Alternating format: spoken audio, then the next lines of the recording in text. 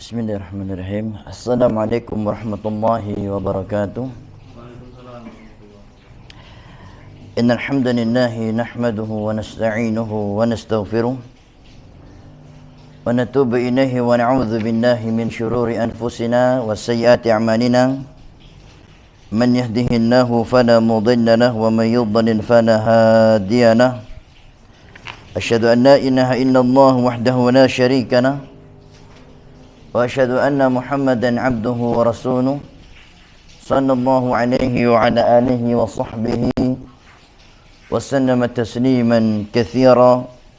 Ya ayyuhalladzina amanu taqullaha haqqa tuqatih wa la tamutunna illa wa antum muslimun. Ya ayyuhan nasu taqu rabbakum alladzi khalaqakum min nafsin wahidah wa khalaqa minha zawjaha وبث منهما رجالا كثيرا ونساء واتقوا الله الذي تساءلون به والأرحام إن الله كان عليكم رقيبا. يا أيها الذين آمنوا اتقوا الله وقولوا قولا سديدا يصلح لكم أعمالكم ويغفر لكم ذنوبكم ومن يطع الله ورسوله فقد فاز فوزا عظيما. أما بعد فإن أصدق الحديث كتاب الله وخير الهدي هدي محمد صلى الله عليه وسلم وشر الأمور محدثاتها فإن كل محدثات بدعة وكل بدعة ضلالة وكل ضلالة في النار. أعاذني الله وإياكم جميعا من النار. معاشر المسلمين عباد الله رحمني ورحمكم الله وبارك الله فيكم. Walhamdulillah, di sore hari ini kita semua berada di dalam nikmat Allah tabaraka wa ta'ala, yang mana nikmat Allah tabaraka wa ta'ala sangat banyak jumlahnya dan tidak akan satu pun dari hamba-hamba Allah yang mampu menghitung saking banyaknya nikmat Allah tabaraka wa ta'ala. Sebagaimana firman Allah dalam Al-Quran, wa in ta'uddu ni'matallahi la tuhsuha. Jikalau kalian berusaha untuk menghitung nikmat Allah satu persatu, maka kalian tidak akan mampu untuk menghitungnya. Dan semua nikmat, banyak nikmat yang dirasakan manusia, semuanya adalah datangnya dari Allah. Wa ma bikum min ni'matin fa minallah. Nikmat apapun yang kalian rasakan, maka datangnya dari Allah Jalla wa'ala. Masyarul muslimin ibadallah rahimani wa rahimakumullah wa barakallahu fikum. Rasulullah sallallahu alaihi wasallam pernah menyebutkan dalam sebuah hadis tentang bagaimana rendahnya nilai dunia ini, yang terkadang kita lebih rela untuk berletih-letih mencari dunia dibandingkan berletih-letih untuk mencari surganya Allah tabaraka wa ta'ala. Yang mana Rasulullah telah menjelaskan dalam hadis tentang betapa murahnya dunia ini, sebagaimana disebutkan dalam hadis yang sahih riwayat Imam Tirmidzi. Rasulullah mengatakan, "Law kanatid dunya ta'dilu 'inda Allahi janaha ba'udah ma saqa kafira minha syarbata ma'in." Maka seandainya dunia ini di sisi Allah, kata Nabi, memiliki nilai atau senilai dengan harga dengan sayap nyamuk, niscaya Allah tabaraka wa ta'ala tidak akan memberi minum barang seteguk pun kepada orang-orang kafir kepadanya. Seandainya dunia ini punya nilai, walaupun nilainya di sisi Allah hanya sekedar seperti nilainya sayap nyamuk, niscaya Allah tabaraka wa ta'ala tidak akan memberi minum seteguk sekalipun kepada orang kafir. Maka ini menunjukkan sangat murahnya dunia ini di sisi Allah. Saking murahnya, nilainya tidak sampai dengan nilainya sayap nyamuk di sisi Allah. nilainya tidak seharga dengan sebesar nilai sayap nyamuk di sisi Allah. Sehingga dunia ini Allah berikan kepada siapapun, kepada orang-orang kafir, kepadanya pun diberikan oleh Allah, padahal mereka telah kufur kepada Allah Tabaraka wa Ta'ala. Dan juga Rasulullah telah menjelaskan tentang betapa rendahnya dunia ini. Rasulullah mengatakan, wallahi, demi Allah, mad dunya fil akhirah, tidaklah perumpamaan dunia ini dibandingkan surganya Allah, illa mithlu ma yaj'alu ahadukum isba'ahu hadhihi wa asyara Yahya bis sababah fil yammi falyanzur bima tarji'. Rasul mengatakan, demi Allah, tidaklah dunia ini dibandingkan dengan nikmatnya surga, melainkan seperti salah seorang dari kalian mencelupkan jarinya ke laut, kemudian dia cerupkan jari telunjuknya, kemudian lihatlah apa yang menempel di ujung telunjuknya, yaitu setetes air. Maka setetes air yang ada di ujung telunjuknya setelah dia mencelup ke lautan, itu adalah ibarat nikmat dunia yang direbut setiap harinya, yang saling bertikai setiap harinya untuk mendapatkannya. Rela mencela sana sini, rela memaki sana sini, rela menghalalkan segala cara hanya untuk mendapatkan setetes dari nikmat dunia. Sementara kata Nabi, adapun nikmat surga atau nikmat akhirah, ibaratnya adalah air yang di bawahnya berupa air lautan yang luasnya luar biasa, yang jauh berbeda dengan perbandingan dunia yang diibaratkan dengan air setetes yang menempel di ujung telunjuknya. Itulah nikmat dunia. Terkadang kita itu hidupnya aneh. Anehnya, kita lebih mengedepankan nikmat yang setetes daripada nikmat yang luas dan banyak. Terkadang seseorang ketika menjalani kehidupan dunia ini, dia korbankan nikmat surga hanya untuk mendapatkan nikmat yang ibaratnya, kata Nabi, seperti setetes air yang menempel di ujung jarinya. Maka setelah kita membaca dua hadis ini, dapatlah kita pahami yang pertama, bahwasanya senikmat apapun hidup kita di dunia itu adalah setetes dibandingkan nikmat surga. Sekaya apapun kita di dunia, semewah apapun kita di dunia, sebahagia apapun kita di dunia ini, kalau dibandingkan dengan nikmat surga, kita itu hanya baru dapat setetesnya saja. Maka begitu pula, sesulit apapun kondisi kita di dunia, sesusah apapun kondisi kita di dunia ini, maka susah di dunia itu adalah setetes dibandingkan dengan kesusahan di dalam neraka Allah Tabaraka wa Ta'ala. Maka bersabarlah ibadallah, maka bersabarlah hamba-hamba Allah, bersabarlah untuk meninggalkan yang setetes ini, meninggalkan kenikmatan yang setetes untuk mendapatkan kenikmatan yang luas di negeri akhirah, di dalam surganya Allah Jalla wa'ala. Masyarul muslimin ibadallah rahimani wa rahimakumullah. Pada kesempatan kali ini kita masuk pada pembahasan tentang sunnah-sunnah berbuka. Kemudian jika sempat kita masuk pada pembahasan sunnah-sunnah ketika makan sahur. Kita jelaskan yang pertama secara lengkap insyaAllah, pembahasan sunnah-sunnah dalam berbuka puasa, yang mana insyaAllah sebentar lagi, dengan hitungan beberapa hari lagi yang bisa dihitung dengan jari, insyaAllah kaum muslimin akan memasuki bulan Ramadan, bulan yang tidak ada tandingan keutamaannya. Barang siapa yang mengucapkan subhanallah sekali saja di bulan Ramadan, itu lebih utama daripada mengucapkan subhanallah 1000 kali di luar bulan Ramadan. Maka ini bulan-bulan yang paling dirindukan, bahkan dirindukan oleh para penghuni kubur. Berkata Imam Ibnul Jauzi, seandainya para penghuni kubur itu bisa berandai-andai hidup, maka mereka ingin hidup di bulan Ramadan, dikarenakan besarnya keutamaan yang ada pada bulan Ramadan.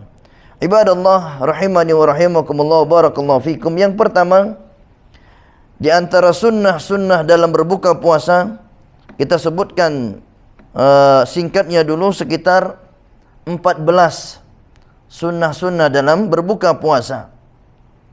Sunnah yang pertama dalam berbuka puasa adalah dia hendaknya menyegerakan berbuka. Ini yang pertama.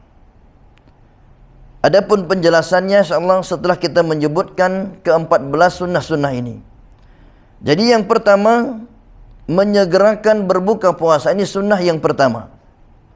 Sunnah yang kedua dalam berbuka puasa adalah berbuka menggunakan rutab, kurma basah, atau tamar, kurma kering, atau seteguk air, atau air putih.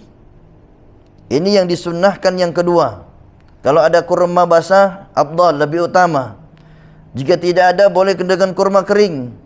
Jika tidak ada, boleh dengan seteguk air putih atau beberapa teguk air putih. Kemudian yang ketiga, sunnah yang ketiga yang harus diketahui untuk ketika berbuka puasa adalah hendaklah sebelum dia memakan makanan berbuka, ucapkan bismillah. Ucapkan bismillah. Yang mana bismillah ini yang menambah keberkahan makanan seseorang dan menjadikan makanan itu baik bagi tubuhnya, bahkan bisa menjadi obat. Maka barang siapa yang tidak membaca bismillah, maka makanannya dimakan oleh syaitan. Yang mana iblis pernah bertanya kepada Allah, "Ya Allah, apa makananku?" Allah mengatakan, makananmu adalah setiap orang yang makan tidak membaca bismillah. Itulah makananmu. Maka setiap kali seseorang makan, minum, tidak baca bismillah, sebenarnya dia sedang kasih makan iblis, sedang memberi makan syaitan secara tidak langsung, sadar atau tidak dia sadari. Karena Allah sudah mengatakan, "Wahai iblis, adapun makananmu adalah setiap makanan yang tidak disebut bismillah ketika memakannya." Maka hendaknya selalulah ingat, jangan sampai setan-setan yang berkeliaran di samping kita semakin gemuk disebabkan kita ngasih makan terus dikarenakan tidak membaca bismillah ketika makan makanan dan minuman. Kemudian yang keempat, di antara sunnah berbuka puasa setelah membaca bismillah adalah berdoa setelah dia meminum seteguk air, setelah dia memakan kurma kering, setelah dia memakan kurma basah, atau setelah dia berbuka, dia berdoa mengatakan zahabat dhama'u wa batanatil uruq wa thabatul ajru, insyaallah. Dan insyaallah penjelasannya nanti kita jelaskan. Berdoa namanya doa berbuka puasa. Doa berbuka puasa itu dibaca setelah berbuka, bukan sebelum berbuka. Doa berbuka puasa dibaca setelah berbuka, bukan sebelum berbuka. Adapun sebelum berbuka bacanya bismillah. Bacanya bismillah. Adapun setelah berbuka, mungkin setelah seteguk air, setelah sebiji kurma, atau setelah menelan kurma walaupun cuma satu telanan saja, barulah dia membaca doa berbuka puasa. Adapun doa yang sahih adalah doa yang disebutkan dalam hadis yang bunyinya zahabat dhama'u wa batanatil uruqu wa thabatul ajru, insyaallah. Adapun doa Allahumma lakasumtu wa bika amantu wa ala rizqika abtartu birahmatika ya arhamar rahimin, doa ini diperselisihkan. Sebagian ulama mengatakan hadisnya dhaif, lemah, maka hendaknya gunakan hadis-hadis yang sahih dalam menjalankan sunnah Nabi sallallahu alaihi wasallam. Kemudian yang kelima, sunnah dalam berdoa dalam berbuka puasa adalah hendaklah dia memperbanyak doa. Memperbanyak doa setelah berbuka atau di waktu berbuka. Jadi setelah dia minum mungkin 2 biji kurma, 3 biji kurma atau 7 biji kurma, setelah dia meneguk air minum beberapa tegukan, setelah itu dianjurkan banyak berdoa. Karena di antara waktu mustajab doa adalah berdoa di waktu berbuka. Bisa mengatakan Rabbighfirli wa liwalidayya warhamhuma kama rabbayani shaghira, atau juga bisa mengatakan Allahumma ja'al khairu umri akhirah wa khairu amali khawatima wa khairu ayyami yawma liqa'ik. Allahumma a'udzubika min munkaratil akhlaq wal a'mal wal ahwa, atau Allahumma rabbana atina fid dunya hasanah wa fil akhirati hasanah wa qina adzabannar. Bacalah doa selain doa khusus untuk berbuka. Karena pertama tadi baca bismillah, kemudian yang kedua tadi baca doa khusus berbuka, kemudian yang ketiga baca doa yang secara umum, bebas. Dikarenakan waktu berbuka adalah waktu mustajabnya berdoa. Maka jangan disampai kita sibuk makan saja, akhirnya lupa berdoa. Padahal yang namanya makan itu kan bisa ditunda nanti. Bisa setelah solat, bisa setelah maghrib, setelah isya, bisa setelah tarawih. Tapi kalau waktu mustajab doa hanya di waktu berbuka puasa, waktunya sebentar, maka manfaatkan waktu sebentar itu untuk berdoa kepada Allah agar Allah mengabulkan doa kita semua. Kemudian yang keenam, di antara sunnah berbuka puasa adalah dianjurkan memberi makan orang yang berbuka. Dianjurkan memberi makan orang yang berbuka puasa.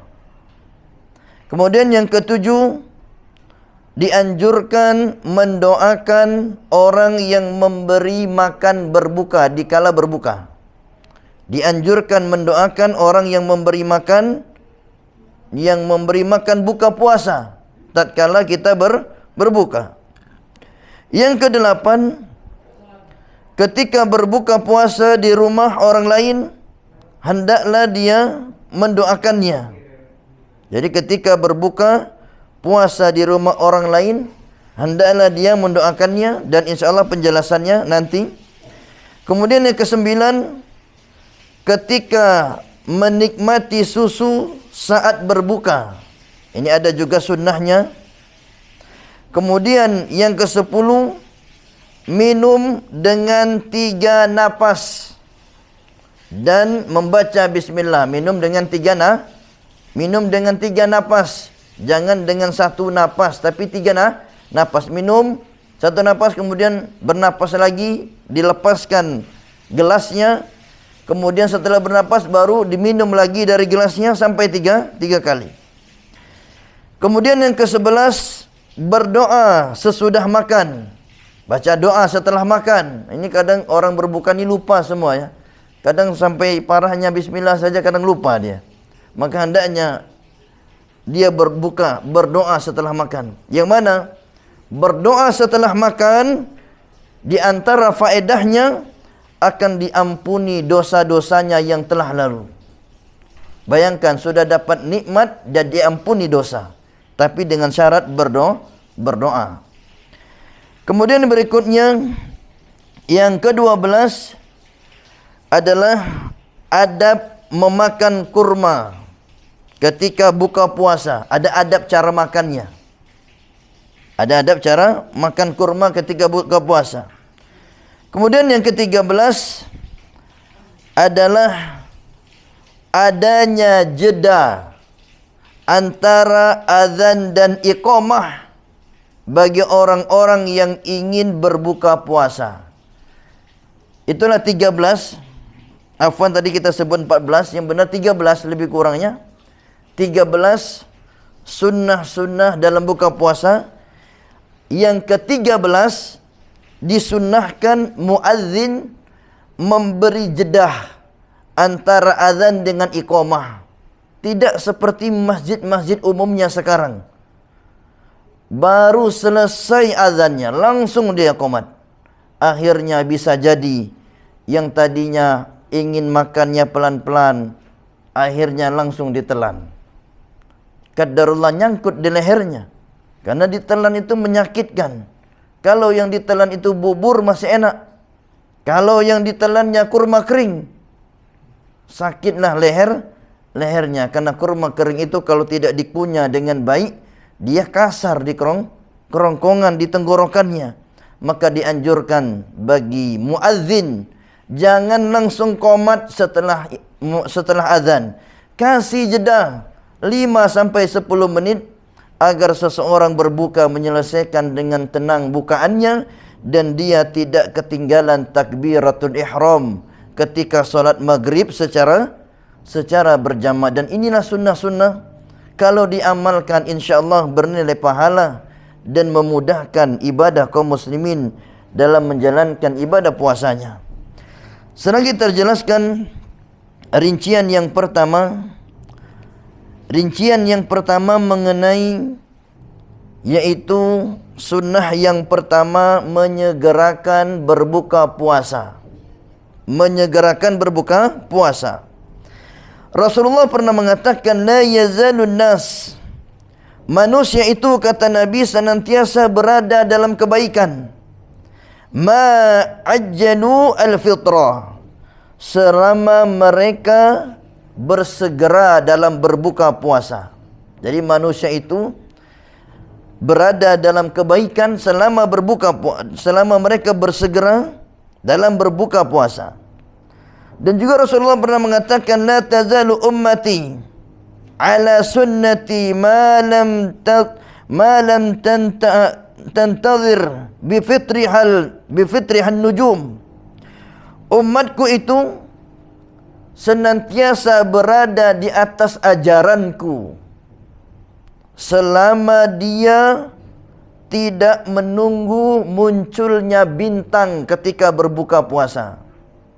Jadi ajarannya Nabi itu bukan nunggu malam sampai keluar bintang baru buka. Adapun ajaran Nabi kita Muhammad SAW adalah segera berbuka. Dan inilah yang disunnahkan, segera berbuka. Kemudian yang berikutnya, sunnah yang kedua, penjelasan sunnah yang kedua adalah hendaklah berbuka dengan kurma basah atau dengan kurma kering atau seteguk air. Kalau sekarang macam-macam ya, ada gorengan, ada risoles, ada martabak, ada soto, ada mie ayam, ada bakso. Sebenarnya boleh-boleh saja berbuka dengan macam-macam, tetapi jangan salahkan nanti kalau perutnya jadi sakit. Karena kalau sesuatu yang tadinya kosong dimasukkan mungkin ke dondong, maka sakitlah perutnya karena asamnya tadi. Begitu juga dimasuk sesuatu yang mungkin pedas, seperti cabai rawit misalnya, kondisinya kosong, maka bisa jadi perutnya akan sakit, memudaratkan. Maka lebih selamatnya amalkanlah sunnah. Karena ternyata sunnah Nabi adalah wahyu dari Allah Tabaraka wa Ta'ala. Dan Allah tidaklah membimbing nabinya kecuali dengan bimbingan yang terbaik. Maka berbuka dengan cara yang terbaik.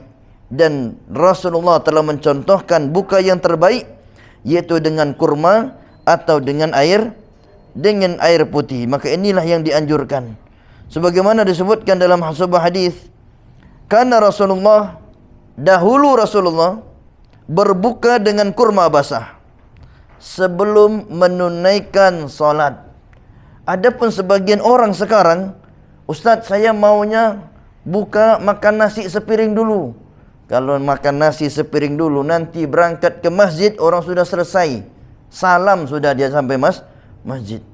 Maka yang benar bukanlah nasi sepiring berbuka itu, bukanlah bakso semangkok, bukanlah soto satu mangkok, ataupun bukanlah semangka satu bulatan besar, tetapi sesuatu yang mencukupkan untuk membatalkan puasa atau untuk berbuka saja. Adapun setelah solat maka silahkan untuk menambah sesuai kebutuhannya, dikarenakan kalau di waktu berbuka dihabiskan untuk makan, maka dia akan ketinggalan solat berjamaah yang keutamaannya sangat besar. Barang siapa yang solat berjamaah, maka keutamaannya mendapatkan 27 derajat atau 25 derajat lebih tinggi daripada solat sendirian di rumah. Mungkin ada yang bertanya, derajat itu berapa jauh Ustaz? Berapa jarak satu derajat itu? Sahabat Ibnu Abbas pernah mengatakan, 2 derajatnya itu sejauh langit dan bumi. Kalau 27 derajat, silahkan kalikan sendiri, dibagi 2. Maka bisa jadi sampai 10 kali, bahkan bisa 13 kali jaraknya langit dan bumi. Itu sekali solat saja. Bagaimana kalau solat 5 waktunya di masjid berjamaah? Maka sangat jauhlah perbedaan antara orang yang solat di rumahnya sendirian dengan orang yang solat berjamaah di masjid. Maka rugi sekali disebabkan makan ketinggalan derajat yang jauh. Ketinggalan derajat yang jauh. 27 derajat lebih tinggi itu di selain bulan Ramadan. Sementara di dalam bulan Ramadan dilipat gandakan sampai 700 kali lipat. Maka silahkan kalikan saja 27 derajat dikali 700. Itu sekali solatnya berjamaah di bulan Ramadan. Maka makanlah secukupnya dalam berbuka. Jangan sampai berbuka puasa justru meninggalkan perkara-perkara utama yang lainnya. Kemudian yang ketiga, penjelasan yang ketiga yaitu disunnahkan membaca bismillah. Maka disunnahkan seseorang ketika berbuka puasa membaca bismillah dan cukup dengan bismillah saja. Terus bagaimana kalau ada seseorang menambah dengan mengatakan bismillahirrahmanirrahim? Sebagian ulama membolehkan, tetapi yang lebih utama cukup dengan bismillah saja. Kenapa cukup dengan bismillah saja? Karena itulah yang diajarkan oleh Rasulullah. Itulah yang diajarkan oleh Rasulullah. Cukup baca bismillah saja. Adapun kalau menambah ar-Rahmanir Rahim, sebagian ulama membolehkan, tetapi yang lebih utama cukup membaca bismillah. Adapun kalau baca bismillahnya lupa, dia bacanya lupa misalnya, maka kalau dia lupa membaca bismillah, bacalah ketika ingat. Walaupun nasi tinggal sesuap lagi. Walaupun nasi tinggal sesuap, baru ingat dia. Ternyata belum baca bismillah. Maka ketika ingatlah baca bismillah. Dengan mengatakan bismillah fi awwalihi wa akhirih. Aku menyebut nama Allah dari awal sampai terakhir. Maka kalau ada setan, iblis makan bareng dia, yang tadi lupa baca bismillah, teringatnya tinggal sesuap lagi, maka 10 suap yang pertama dimuntahkan oleh syaitan tadi, dimuntahkan oleh iblis tadi, kalaulah tadi dia ikut bareng makan sama orang yang makan makanan tadi. Tapi kalau dia sampai selesai dia baca bismillah, maka kenyanglah syaitan makan bersamanya. Kemudian yang keempat, penjelasan adalah berdoa ketika apa? Ketika berbuka. Berdoa ketika berbuka, yaitu dengan membaca dhahaba dhama'u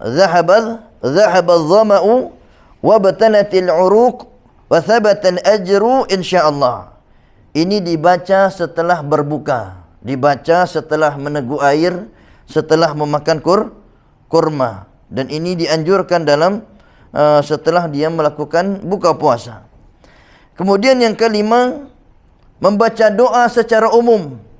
Maka dianjurkan ketika merasa sudah cukup berbuka dengan beberapa teguk air, beberapa butir kurma, setelah itu boleh dia mengangkat tangannya, berdoa apapun yang dia inginkan dari doa-doa yang umum.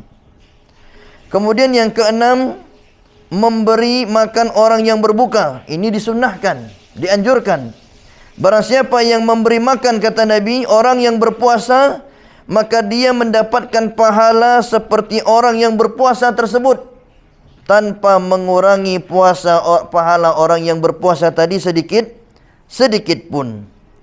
Kemudian yang ketujuh, mendoakan